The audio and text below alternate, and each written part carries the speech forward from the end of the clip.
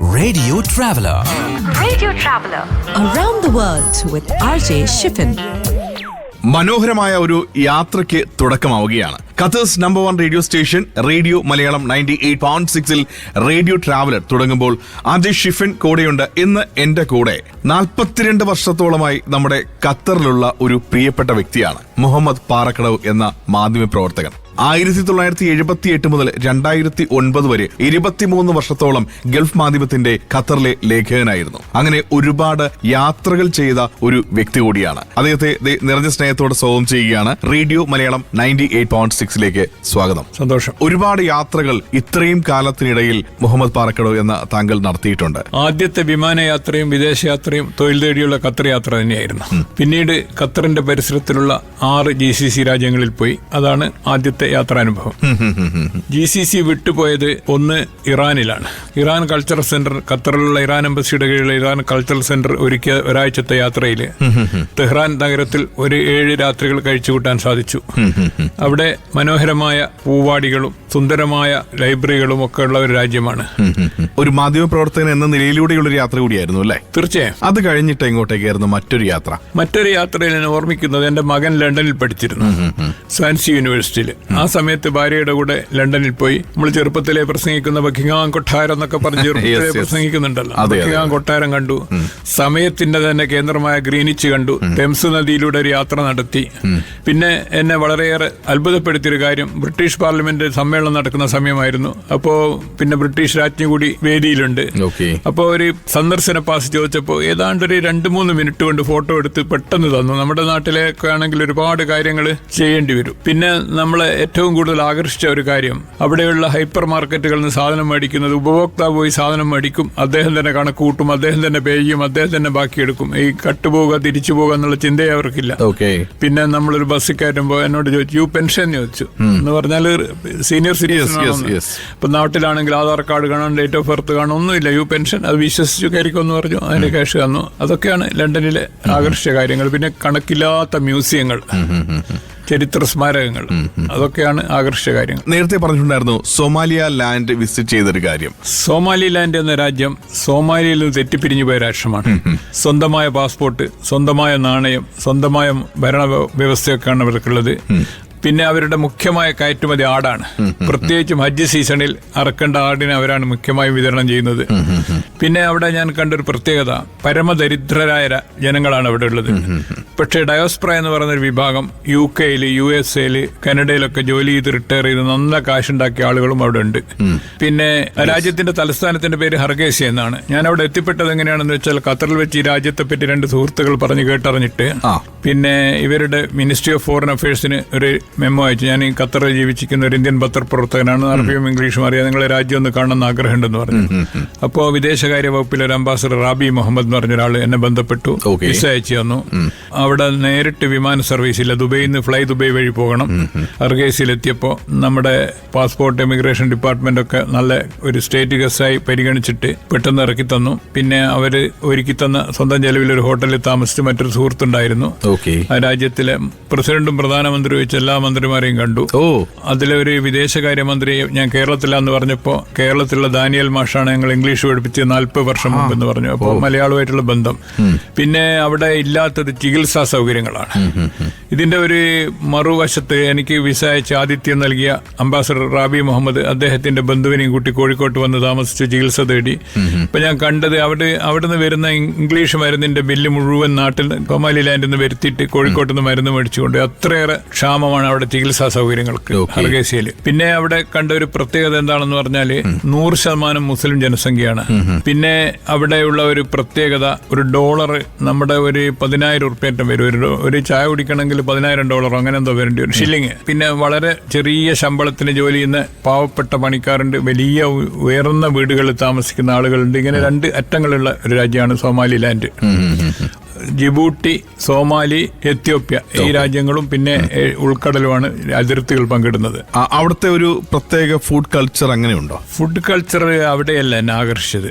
എത്യോപ്യയിലെ food ഇഞ്ചറ എന്ന് പറയുന്ന ഒരു ഗോതമ്പിന്റെ വാസനയും വെള്ളപ്പത്തിന്റെ നിറമുള്ള ഒരു ഭക്ഷണം. ഞാൻ കഴിച്ചിട്ടുണ്ട്, ഞാൻ പോയിട്ടുണ്ട് അവിടെ. ഇഞ്ചറ. അതെ അതെ അതെ. എത്യോപ്യയില് നമ്മുടെ ദോശ പോലെ ഇരിക്കും. അതെ, ദോശ പോലെ ഇരിക്കും, ദോശ പോലെ ഇരിക്കും. അതെ, ഇഞ്ചറ.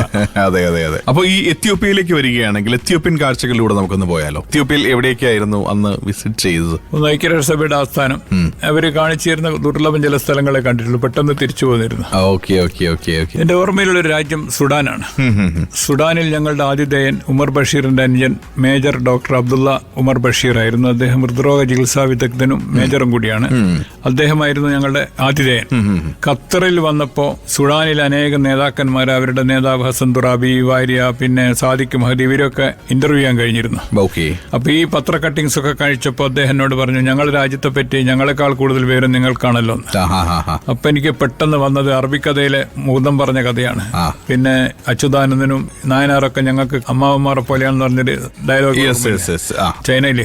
അതുപോലെ ഇവരൊക്കെ ഞങ്ങളെ കുടുംബക്കാരാണെന്ന് പറയാണ് എനിക്ക് ഓർമ്മ വന്നത്. അദ്ദേഹം ഹിന്ദിയിൽ കുറെ പാട്ടുകൾ പാടിയപ്പോ എനിക്ക് വലിയ അത്ഭുതം തോന്നി. അവിടെ തന്നെ രസകരമായി തോന്നിയത്, നമ്മുടെ ഖത്തറിൽ ഹോട്ടൽ നടക്കുന്ന രാജനും കബീറും നടത്തുന്ന ഹൊറൈസൺ ഹോട്ടൽ, അവിടെ അറിയപ്പെടുന്ന രാജ്യൊട്ടാകെ അറിയപ്പെടുന്ന സ്ഥാപനമാണ്. പിന്നെ വിപിൻ എന്ന് പറഞ്ഞ തലശ്ശേരിക്കാരനാണ് ഒരുപാട് ഹോട്ടലുകൾ നടത്തുന്നത്. ഓട്ടോറിക്ഷ ഉണ്ട്. പിന്നെ നൈൽ നദിയുടെ അപ്പുറവും ഇപ്പുറവും, ബ്ലൂ നൈൽ ഇപ്പുറത്താണ് ഖർത്തൂം നഗരം. പിന്നെ വളരെ ആകർഷിച്ചത് സുഡാനിലുള്ള ഇന്ത്യൻ സാന്നിധ്യമാണ്. അതായത് ഉത്തരേന്ത്യയിലുള്ള ഒരു ജനവിഭാഗം, അവര് ഒരുപാട് 4ാം തലമുറ വരെ അവിടെ ഉണ്ട്. ഞാൻ പോയ ദിവസം ഒരു ശ്രീകൃഷ്ണ ജയന്തി ആയിരുന്നു. എന്റെ കൂടെയുള്ള സഹപ്രവർത്തകൻ പറഞ്ഞത്, ഇന്ത്യയിൽ വരെ ഇത്ര വലിയൊരു ശ്രീകൃഷ്ണ ജയന്തി കാണില്ല, അത്രയും വലിയ ജനക്കൂട്ടായിരുന്നു ഇന്ത്യൻ സ്കൂളിൽ നിന്നാണ് പറഞ്ഞത്. അപ്പോ ഒരു ഇന്ത്യൻ ജനവിഭാഗത്തിന് നല്ല പേരുള്ള, നല്ല പേരുകളുള്ള കച്ചവടക്കാരാണ്. അതോടൊപ്പം തന്നെ അവിടുത്തെ ആ ഒരു ഫുഡിന്റെ കൾച്ചറും ഒരു സാംസ്കാരിക പെരുമയൊക്കെ പറയുകയാണെങ്കിൽ നല്ല സാധുക്കളായ മനുഷ്യർ, നല്ലവരായ മനുഷ്യർ. ഇവിടുന്ന് തന്നെ പരിചയമുള്ള സുഡാനികള് രാവ് അവസാനിക്കുന്നവരെ കഥ പറഞ്ഞ് പായ വിരിച്ച് തെരുവിലിറങ്ങും. എന്നിട്ട് ഉറക്കം തൂക്കിയിട്ടാണ് ഓഫീസിൽ വരിക. ആ പതിവ് ഞാൻ വളരെ ശ്രദ്ധിക്കുകയുണ്ടായി.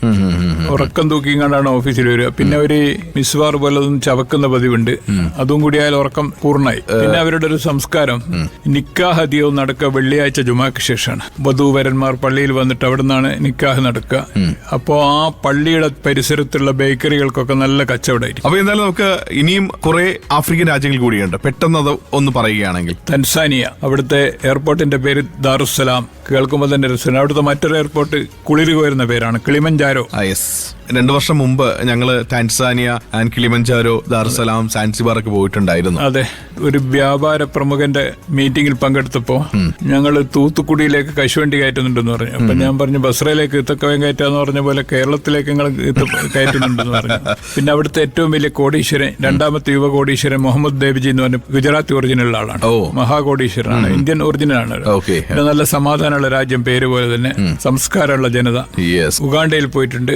ഉഗാണ്ടയിലെ നമ്മുടെ തമിഴ്നാട് കർണാടക അതിർത്തിയുള്ള ഗ്രാമങ്ങൾ പോലുള്ള കുറെ സ്ഥലങ്ങളുണ്ട്.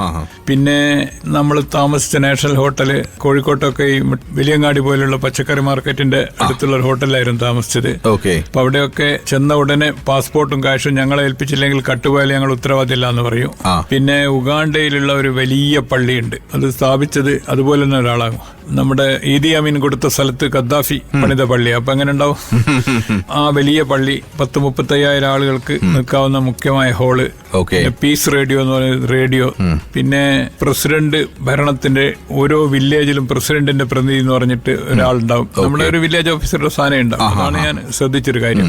പിന്നെ മലയാളികൾ വ്യാപാരികൾ ഉണ്ടെന്ന് പറഞ്ഞ് കാണാൻ കഴിഞ്ഞിട്ടില്ല. ഉഗാണ്ടയിൽ എത്ര ദിവസത്തോളം ഉണ്ടായിരുന്നു? 2 ദിവസം. നമ്മുടെ മാധ്യമ പ്രവർത്തനത്തിന്റെ ഭാഗമായിട്ട് തന്നെയാണ് ഈ യാത്രകളൊക്കെ നടത്തിയത്. മാധ്യമ പ്രവർത്തനത്തിന്റെ ഭാഗമായിട്ട് മറക്കാൻ കഴിയാത്തൊരു യാത്ര കൊസോവൻ അഭയാർത്ഥികൾ ഒഴുകി വരുന്ന അൽബേനിയായിരുന്നു. ഒരു ഖത്തർ ചാരിറ്റി ചാർട്ടർ വിമാനത്തിൽ പത്രപ്രവർത്തകന്മാർ, ജീവകാരുണ്യ സംരംഭകർ, ഡോക്ടർമാർ, അരി, തുണി തുടങ്ങിയ സാധനങ്ങളുമായിട്ട് പോക്ക് വരുന്നു. ഖത്തർ ചാരിറ്റിയാണ് എന്നെ വിളിച്ച് പറഞ്ഞയച്ചത്. അതൊരു മറക്കാൻ കഴിയാത്ത യാത്ര. നൂറ്റാണ്ടിലെ വമ്പിച്ച അഭയാർത്ഥികളുടെ പ്രവാഹമായിരുന്നു അൽബേനിയയിലേക്ക്. അൽബേനിയയിലെ എന്നെ ഏറ്റവും ആകർഷിച്ച കഴുതപ്പുറത്ത് സഞ്ചരിക്കുന്ന മനുഷ്യരാണ്. നമ്മുടെ കുതിരപ്പുറത്തല്ല, കഴുതപ്പുറത്ത് ഇങ്ങനെ സഞ്ചരിക്കുക, ഗോതമ്പ് വിളയുന്ന വയലുകള്. നല്ല രസമുള്ളൊരു യാത്രയായിരുന്നു അൽബേനിയ. അതിലുണ്ടായിരുന്ന വിദേശകാര്യ വകുപ്പിലെ ഉയർന്ന ഉദ്യോഗസ്ഥന്മാർ അവിടുത്തെയും നല്ല പരിഗണനയാണ് കിട്ടിയത്. പിന്നെ മനോഹരമായൊരു യാത്ര നടത്തിയത് കഴിഞ്ഞതിന്റെ 30 വർഷം മൊറോക്കോയിലാണ്. മൊറോക്കോവില് ഒലീവ് മരങ്ങള്, ആപ്പിള്, ഉറുമാമ്പഴമൊക്കെ പഴുത്ത് തുടുത്തു നിൽക്കുന്ന അനേകം മരങ്ങൾ റോഡിന്റെ ഇരുവശത്തും നീണ്ട നിരയിലുള്ള പിന്നെ ഫലവൃക്ഷങ്ങള്, തണൽ മരങ്ങള്, പിന്നെ അതിപുരാതന പള്ളികള്, പിന്നെ ലോകത്തിലെ ഏറ്റവും ആദ്യത്തെ യൂണിവേഴ്സിറ്റി, ഇതൊക്കെ കാണാൻ കഴിഞ്ഞത് കസാബ്ലാങ്കയിൽ പോയപ്പോഴാണ്. മനോഹരമായ ഒരു യാത്ര. അത് ആഫ്രിക്കയിൽ നിന്ന് വ്യത്യസ്തമാണ്. അത് രാജ്യത്തിന്റെ പേര് തന്നെ വെളുത്ത ആഫ്രിക്ക എന്നാണ്. അങ്ങനെ ഈ ഒരു സമയവും നമ്മൾ മനോഹരമായിട്ടുള്ള യാത്രകൾ ചെയ്തുകൊണ്ടേയിരിക്കുകയാണല്ലേ. അതെ, ജീവിതം തന്നെ യാത്രയാണല്ലോ. യെസ്, എന്തായാലും ഒരുപാട് സന്തോഷം. റേഡിയോ മലയാളം 98.6 എത്തി റേഡിയോ ട്രാവലറിലൂടെ ഇത്രയും യാത്രാ അനുഭവങ്ങൾ ഞങ്ങളോട് ഷെയർ ചെയ്തതിൽ സന്തോഷം.